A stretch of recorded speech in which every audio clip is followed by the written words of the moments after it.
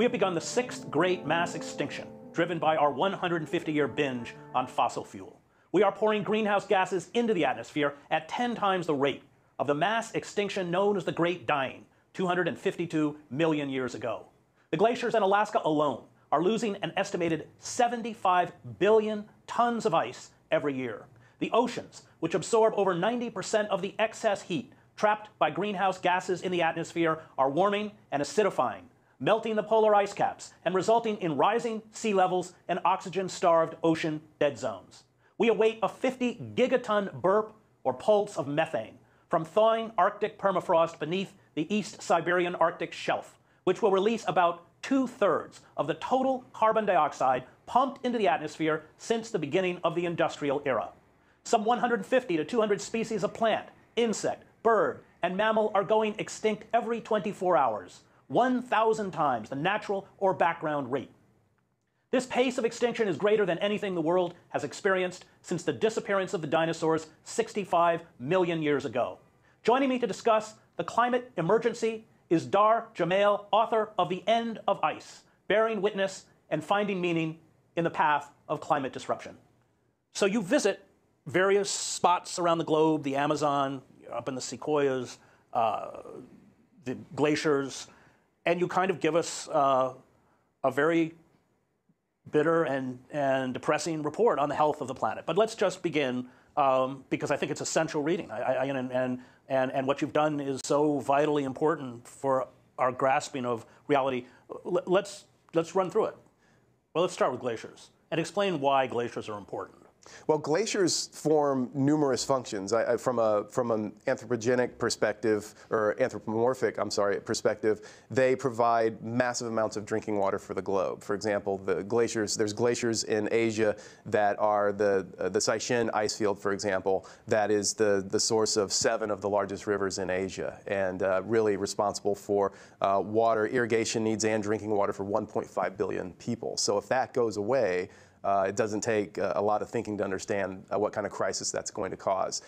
They serve in the mountains as, they're really the main reason why a lot of the mountains are considered water towers, where they form this kind of function that when the summer snowpack melts away by late summer, then glaciers provide the water for irrigation and drinking water for a significant percentage of population of humans on the planet. But then, so if those glaciers go away that provide that water that gets people from the end of the snowpack to when the fall snows and rains resume, then where do people get their water? So again, those are a couple of the main reasons. And then thirdly, they're a temperature control device for the areas where they are. So in a valley, they keep the temperature down so a whole ecosystem can exist and continue. And again, if you remove those and that temperature changes, that whole ecosystem and it's quite dramatic. Like when you talk about Glacier National Park, I don't remember the exact number, something like 150 down to 20 or something like that. Down to 26, yeah. 150 glaciers originally in Glacier National Park. It's down to 26 now. Originally there was 150 square kilometers of glacier area covered. Now it's down to between 14 and 15 square kilometers, an 85% decrease.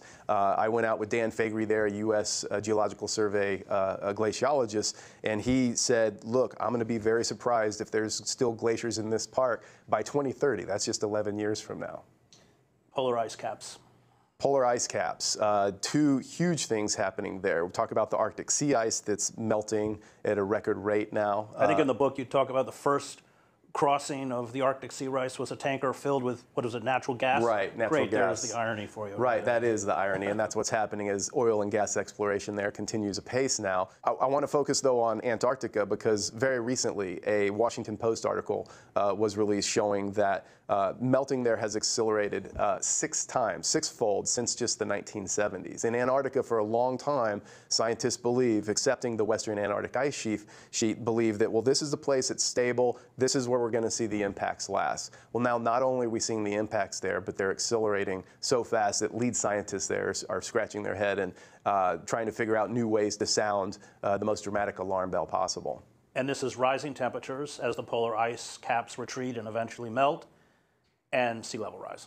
And sea level rise. And the warming also, what a lot of people forget is the oceans have absorbed 93% of all the heat that humans have added to the atmosphere. That's enough heat, for example, that if they hadn't been absorbing that heat, the temperature of the atmosphere would be 97 degrees hotter than it is right now. But it means, as you point out in the book, if we stop all carbon emissions, all greenhouse gases today, we still get this freight train of runaway climate disruption. That's right.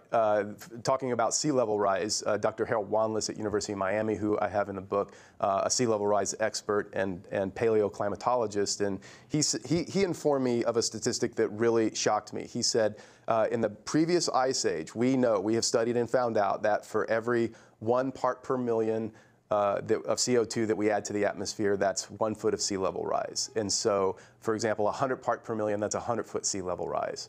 Well, we have added 130 part per million CO2 since the Industrial Revolution began. And he said, I confirmed that with him, and I said, so that's 130 feet of sea level rise that's already baked into the system if we stop all CO2 emissions on a dime right now. And he said, yes, that's correct, 130 feet. And these methane bubbles, whatever you want to call them, below the permafrost. Explain. Right. So there's subsea permafrost in the Arctic. Most of the seas there, as they approach the shore, are very, very shallow. So there's subsea permafrost, and within it are methane hydrates. It's trapped methane frozen into the ice. So as the Arctic sea ice has retreated, and it's retreating dramatically, that sun now is warming that water dramatically, and so that methane is already starting to bubble up. And the problem is that there's massive, massive amounts there, and we could have a instantaneous, gigantic release that I quote Natalia Shikova in her scientific study on this, saying that at any point we could have a 50 gigaton immediate release of methane into the atmosphere that would almost double the equivalent double almost of the CO2 we've added since the Industrial Revolution And what began. are the consequences of that? What would we see? We would see immediate planetary warming. We would see abrupt temperature changes of 1 to several degrees C in a matter of just single-digit years, which is almost unthinkable, because all the catastrophic impacts that I outlined in the book, everything that we see happening in the news today, we have to remember this is from 1.1 C temperature rise just since the Industrial Revolution began. Now we're looking at temperature increases of several degrees. That, in fact, I've written about how if we did every mitigation strategy possible right now, we're at a minimum locked into a 3C increase. And that's really still wishful thinking, because that would mean getting off the fossil fuel global economy, et cetera, which isn't going to happen. Do climate scientists, I get the impression from the book that climate scientists think at this point there's nothing that we can do to stop that release of methane. Is that correct? Well, some would say that. I think some would argue it. But what's happening, in fact, is that there's a large body of surveys that are studies that already exist that show there's large amounts of methane already being released. I talked with a NASA-affiliated scientist, Dr. Ira Leifer, and he studied one area in the Barents Sea alone, a 1,000 square kilometer area where a normal background rate of typical natural methane release from the bottom of the ocean is around 1,000 methane bubble plumes for that size of area. And he's already published a study where they measured 60 million plumes from that one area alone. You talk about non-linear relationships. Explain. So several of the scientists I talked with talked about feedback loops. And the most popular feedback loop that I think most people are aware of is the Arctic ice cap. When it's there, it reflects over 90% of the solar radiation back into space. But as we warm the planet, the ice melts, the oceans warm, the ice melts, and then they absorb more of that heat instead of reflecting it back. So that's a feedback loop. And when several of these kick in, like that one, for example, which it's irreversible at this point, everyone agrees the sea ice is going to go, the only question is when, then that's going to trip other feedback loops. So that's going to start, the warmer oceans, for example, using the Arctic as an example. I went up to Utqiagvik, formerly known as Barrow, Alaska, and all of those coastal villages, as the sea ice retreats, now there's bigger waves from storms because the ice isn't there to stop it. So now it's eroding the permafrost on land faster, and then that's melting faster, and now those villages have to be relocated. Every one of these is a runaway feedback loop. Welcome back to On Contact. We continue our conversation about the end of ice with journalist and author Dahr Jamail. So before we go into the Amazon, where you also reported, there was a little passage here about how the food chain works. And you use the sand lance forage fish, this tiny pencil-shaped fish that lives along Alaska's coastline and is eaten by birds, et cetera. Explain how that process works here. And this revolves around the studies around PSP. So explain what PSP is and all. PSP is paralytic shellfish poisoning, and it's experiencing a dramatic uptick in the Gulf of Alaska, in that whole region, and in fact in other parts of the Pacific as well. But I focus on that part because I talk about the role that that's playing in the collapse of the food web. And so the sand lance forage fish is essentially contracting PSP, which is a result of the warming oceans. There's a thing called the Pacific, the blob. It's a giant warm water patch that formed there in 2015, 2016, and it has completely altered the entire ecosystem, the marine ecosystem. And so as birds and other animals eat contaminated sand lance forage fish that have PSP, it essentially sends that up the food chain. So we've seen these massive bird die-offs, tens of thousands of mer seabirds, in dramatic declines in salmon and other fish, all the way up to the top of the food chain, fur seals, and then of course humans that eat those things as well. And it's literally caused a complete disruption in the food web. And I interviewed a scientist, Bruce Wright, up there in Anchorage, and he's worked with NOAA. He was a science advisor to former Alaska Governor Tony Knowles, and he's sounding the alarm. He said he's very, very concerned. He said, look, we're watching literally the collapse of this food web because there's nothing that can bring the temperatures of this part of the ocean back down. Toxic algal bloom. Right. Another ramification, when we increase the temperatures in the oceans, it's causing these more and more algal blooms around the world. Explain what they are. Well, essentially, it's when you increase the temperatures beyond the normal rate, you're going to have different types of the very, very base of the food chain, algae in the system, that it warms up dramatically, and it warms up more than it can withstand, and it becomes toxic. And again, then they cause hypoxic zones within the ocean, and they start absorbing too much of the ocean, and literally can start creating dead zones in the ocean. Many people have heard of the giant dead zone in the Gulf of Mexico, which is the second largest on the planet. There's a dramatic increase in these dead zones around the planet, and again, that's primarily a result of global warming. What is a dead zone? A dead zone is a large area of the ocean or the sea that literally life cannot exist. It's completely hypoxic. There's no oxygen. There's not enough oxygen in there for fish to exist. So literally, you'll see fish kills coming out of it, and then larger fish avoiding the area altogether, hence dead zone. The Amazon.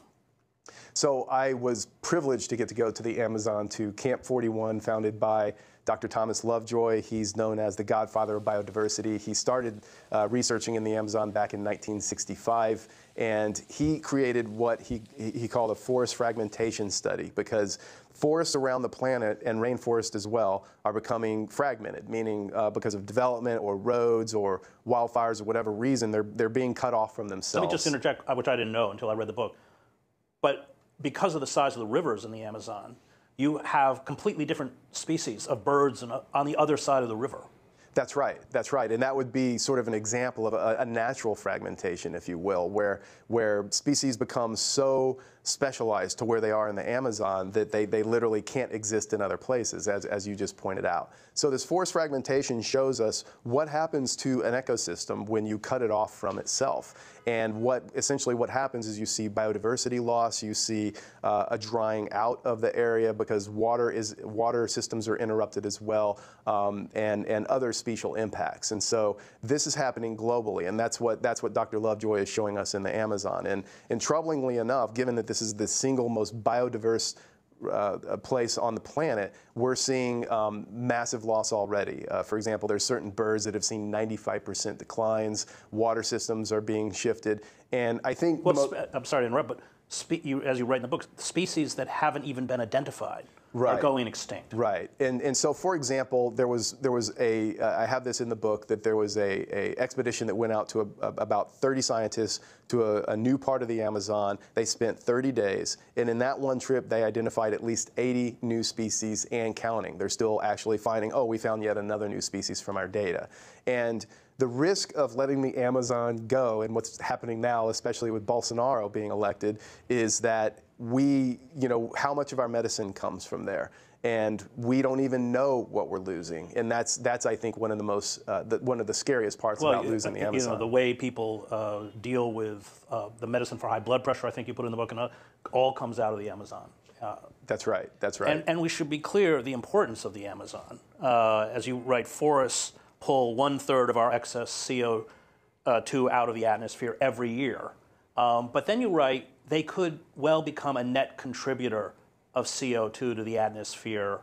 Why? You explain why in the book. With drying, then, the vital role for climate change that the Amazon and other forests play is they literally sequester CO2. So we talk about now a mitigation strategy, let's come up with technology to do that. Well, if we took care of the forests, it's already there. They're already doing their job. They literally pull CO2 out of the atmosphere. As they dry out, as they're chopped down, as they burn from new wildfires, as they experience ever increasingly severe droughts, as I outline in the book, they become, instead of sequestering carbon, they become net emitters. Well, you also write about the beetle infestation in the Northwest, and because of the rising temperatures, I think in Yellowstone National Park, more than 80% of the trees are already infected, and essentially this is also killing off forests, creating huge swaths of tinder.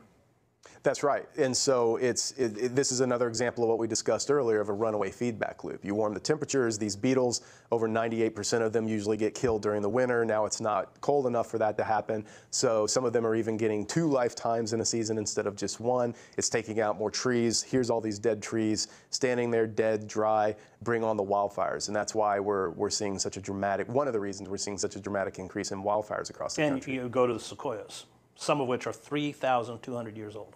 That's right, and I went there specifically for that reason. Here is one of the oldest trees in the country, the biggest by volume and weight, and they don't die of natural causes. They die of old age, or more commonly, they die because they blow over in a huge storm, this kind of thing. But what happened when I saw there is now even the mighty sequoia are no longer impervious to climate change, because the drought in California, which everyone's heard of, has weakened them enough that normally they have very strong defenses in their bark, et cetera, and those have dropped because of climate change impacts to now they're actually now starting to be impacted by beetle infestations. And first time ever. We should be clear, as you write, that if global temperatures could be held to an increase of 2 degrees Celsius, still as much as 40% of the Amazon would be lost within a century. 3 degrees would mean 3/4 of the Amazon would disappear. 4 degrees would mean a loss of 85%.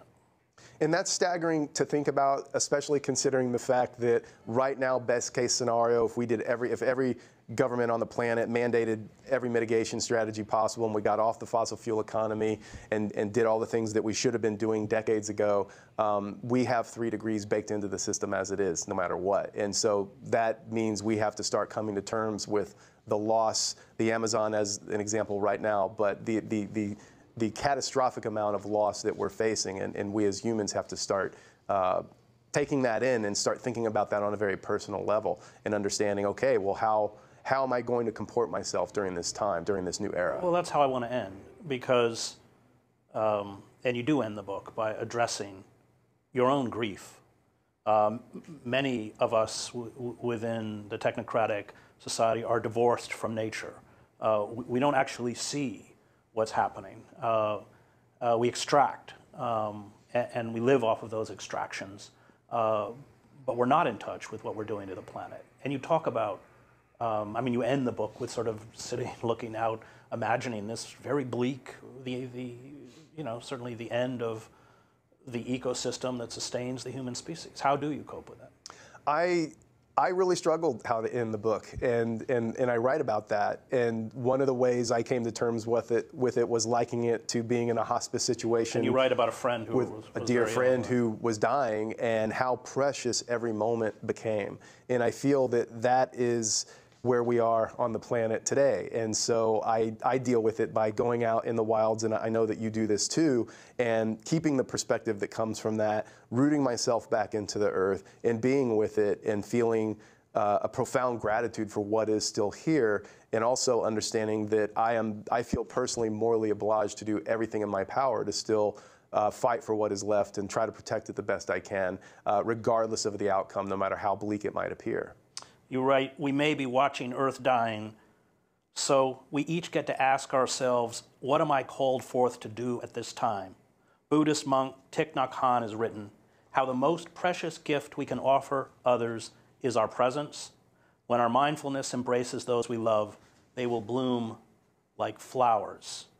And then a little later you write, we are already facing mass extinction. There is no removing the heat we have introduced into the oceans, nor the 40 billion tons of carbon dioxide we pump into the atmosphere every single year. There may be no changing what is happening, and far worse things are coming. How then shall we meet this?